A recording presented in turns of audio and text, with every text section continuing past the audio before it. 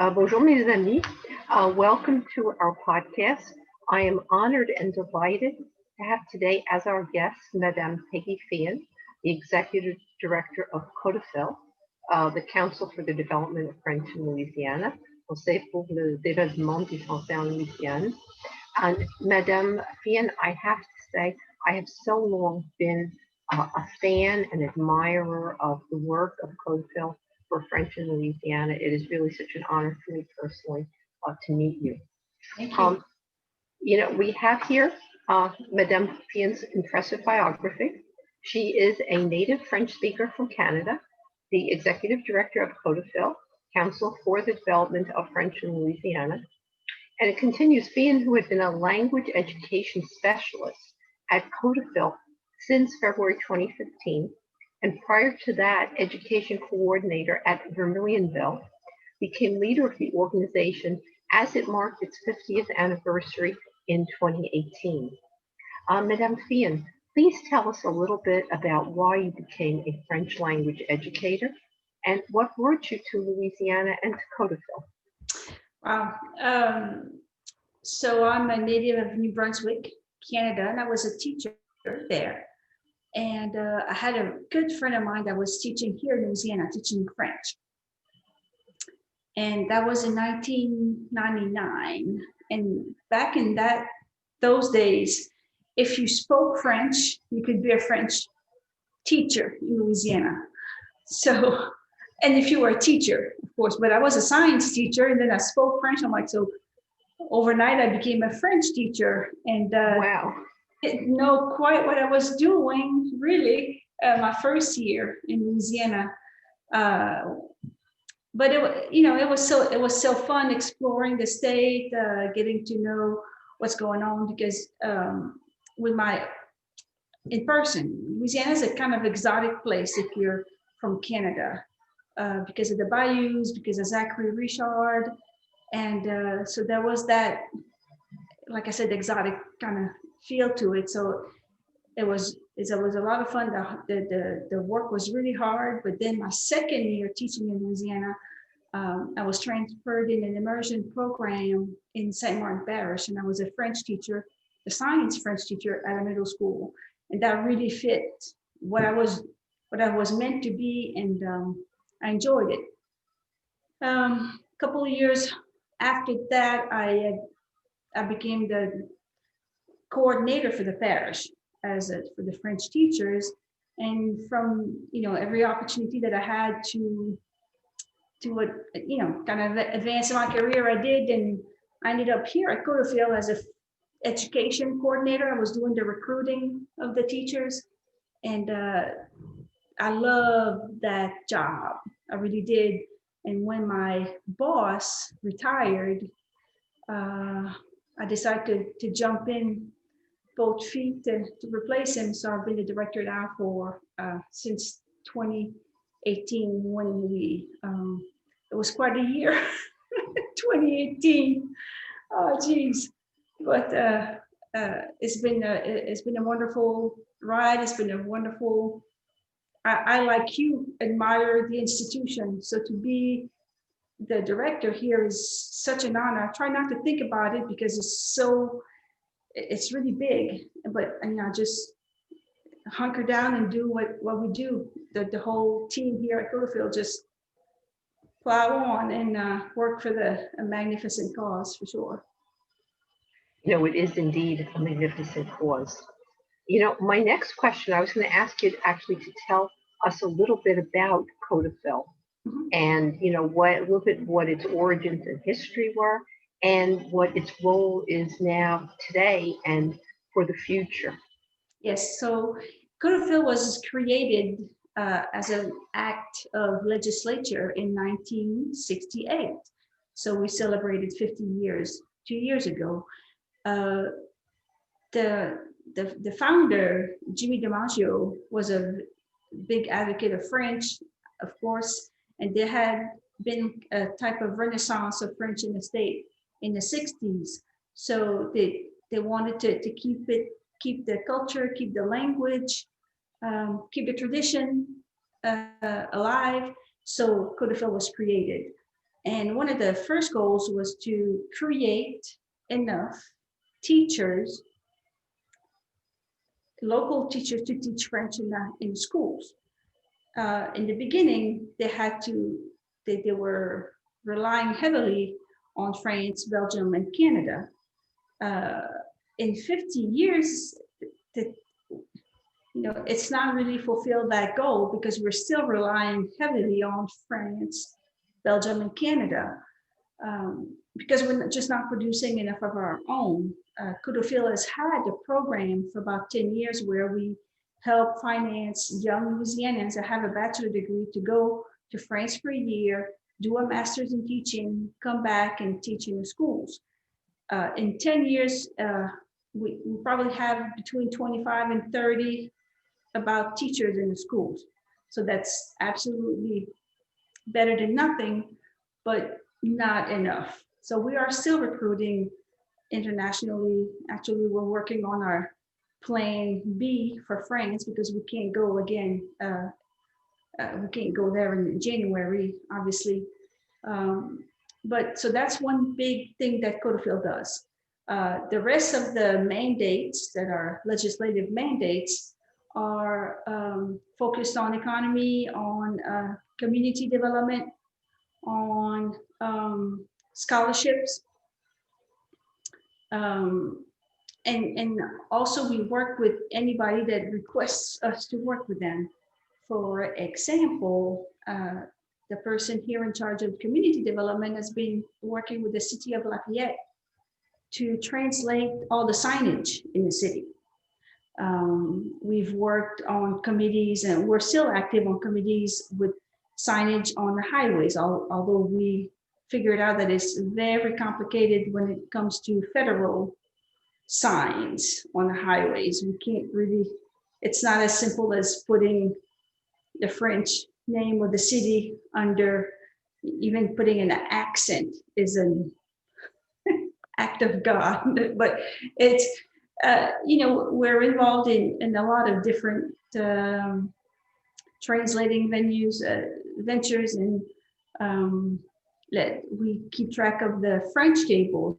We help, and in 2020 has been kind of a, like everyone else on the planet, that we've had our challenges, but we're still very active in a lot of fronts, and there's no shortage of work around here for sure. So that's good, right? And congratulations on all the good work that you do. Absolutely. 2020 has been a challenging year for everybody everywhere. I recently heard you speak, I guess it was just the other week on the 23rd, during a Centre de la Francophonie des Amériques webinar on Louisiana's membership in the OIF, the Organisation Internationale de la Francophonie. And could you tell us a little bit about this membership, this candidature, and its implications for the French language and Francophone culture in Louisiana, and particularly your role in this process? Wow. So in 1997, Louisiana went to their first summit, and the president then of the board, Warren Perrin, an attorney here in town, went in the president of France, Chirac's private plane to Vietnam with the president. Wow. And consequently, got invited to go to 4 other summits. And the latest was, if memory serves me right, 2012 in Quebec, and I might be mistaken, but I know they went to Quebec, they went to Montreux, they went to Moncton, they went to Romania, and then the first one was in Vietnam. And so every time you had to be invited, so there was a communication that would leave the governor's office here to go to OIF. Please invite us, please invite us. And then they would be invited and they would go. But then it was really more with the mingling in the lobby. You couldn't go into the autour de la table. You were not invited into the meetings, into the conferences, the decision-making thing. So In 2017, Scott Tilton, I lived in Paris at the time, contacted my boss and he said, why don't you, should try to do this again, to become a member, stop being just invited. And then, so it was on my plate in January to really finish the thing. I told my boss, I'm like, thank you. Thank you. But it was all in good, no, we all love one another. It was just kind of a joke. But so we had a big committee that I gathered, and people like experts in a lot of fields, because we had to congregate everything that was French related in the state, in political, judicial, communicative, media, economic development. I mean, it was a huge task, and I don't know everything. So I really put a lot of people around the table that knew what they were doing in those spheres, and we just inventoried everything, and we wrote the dossier in about a month, and went to Paris for the interviews of the teachers in April, and I was honored to, and Scott came with me to go give the dossier to the ambassador of Madagascar, because he was the one receiving the dossiers at the time of that year. And then exciting. Started a long process of waiting for about 6 months, because then on their side they had meetings on, are we going to accept the people that want to be members? And then Louisiana was peculiar because we're not a federal government, and we're the only state that is in that doesn't have the federal government in the organization. For example, Ontario is a part of it, New Brunswick, Quebec, but Canada is also in the OIF. So it was a bit complicated, but we made it through the obstacles, and we had a lot of people rooting for us in the committee. From what I heard after, there were a lot of people saying no, but the people saying yes ended up winning that battle. So we're very happy that they did. And then so since I've been participating in God knows a lot of meetings, and that's always very interesting. I still learn every time I join, and now it's all Zoom meetings, but I learn a lot, and it's very interesting to see how other countries function. Now, as to the practical, what does it do for us? Well, it's given Louisiana some kind of leverage. I mean, for me, for asking for more budget to do projects with members also. And right now we have a lot of projects going on with New Brunswick that I'm finally able to finance because I have some money, because we're a member of the organization. So it's like, look, we're doing this or we're not doing it. So that's helped those projects tremendously. It also puts us on a different level of recognition in front of everybody else to be able to speak. And last week, Representative Mike Uval here from Louisiana spoke, made his 3-minute speech, was only 3 minutes allowed during a Zoom meeting that of which ambassadors and very high ministers of 88 countries were invited. So that was a big honor for us, for him, and then can't wait to go back in person. Next round of meetings are going to be in Tunisia in 2021. So at that time, we're going to have a real Louisiana delegation, and that means economic people, that means literary people, that means university people, maybe a mayor here or there, and government officials as well. So that's going to be a big event. We're really excited. We can't wait. And the governor is going to come to that event as well. That's actually a great sign of support from your government at the highest level. Yes, yes. And I'd like to ask you what you think about, I guess, the present and the future of the French language and Francophone culture in Louisiana. Yes. So I'm an Acadienne, right? I'm from New Brunswick. I spoke French. I'm from the territoire that has no geographical borders called Acadie. And we're raised in French. We go to school in French. And we're taught at a very young age to fight for our language. And the fight for the language is something that people here in Louisiana have to do. So I get that part because I've lived through it. And I've also seen, and then that's one part of it. The other part is the evolution of a language. I don't speak the same French that my grandmother spoke. Okay. My grandmother spoke the French that I still hear in Louisiana, the same accent, the same pronunciation of a few, like she didn't say cuillère, she said in cuillère. And that's just one random example on the pronunciation, but she also didn't say automobile, she said un char, and that's what they say here also. So you have the old words and the old pronunciation, but that's not what I grew up with. So here in Louisiana, there's the folks that want to save the Cajun French, for example. However, the people coming in the schools to teach are not Cajun French people, right? So maybe the Cajun French language is being lost a little bit.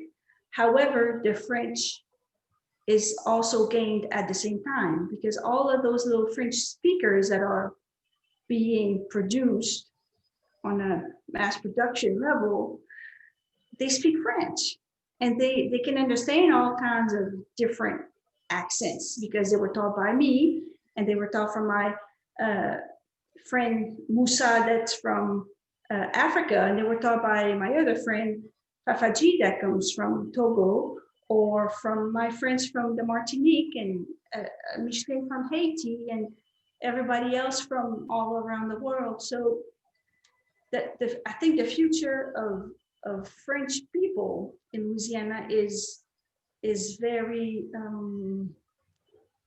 diverse. It's big. It's I think it's wonderful, and it might not be the pure Cajun and Creole French that was being spoken 100 years ago, but the language remains.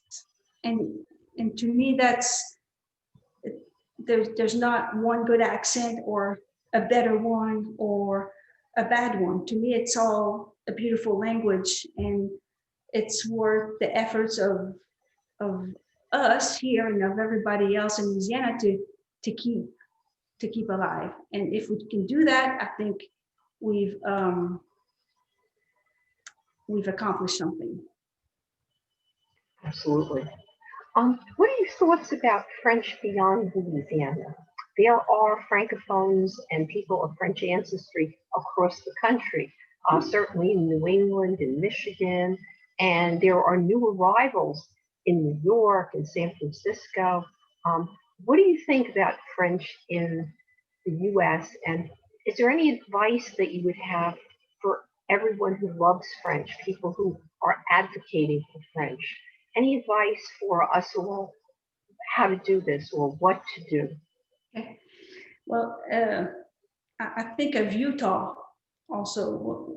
When you ask me that question, I'm thinking about Utah because they have a lot of French speakers there, and for a lot of reasons, for economic reasons, for religious reasons, for advancement in the lives of the kids. It's very important that for the people in Utah, and the number of French immersion kids in schools is going Louisiana has a lot of French immersion schools and French immersion students, but the kind of rivalry, nice rivalry between us because they're growing so fast, and it's wonderful.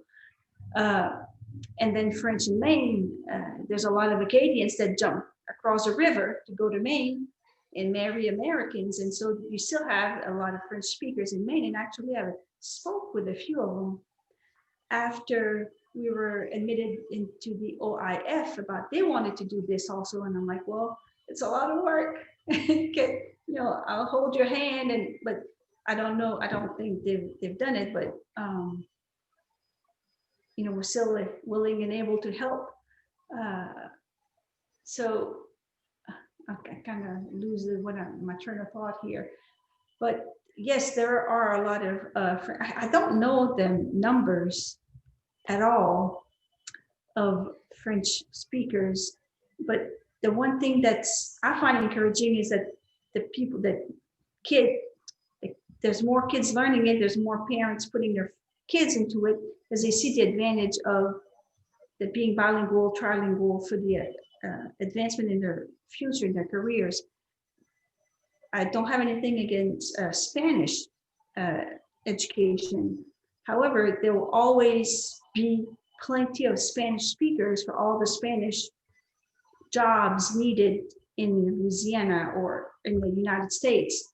However, there are not as many French speakers. So when you have that, it's a big asset for those kids to have, not just for the cognitive benefits, but also for traveling around the world. There's, French is very recognizing, and I don't have the stats, but I read them, how many, there's more French learners in China than French speakers in the world. So that French is exploding, so I think we're well positioned to have a lot of partners in the future. That is really great to hear.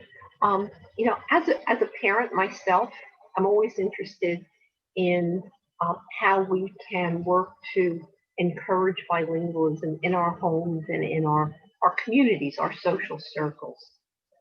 Would you have any thoughts on that? What can we as parents do?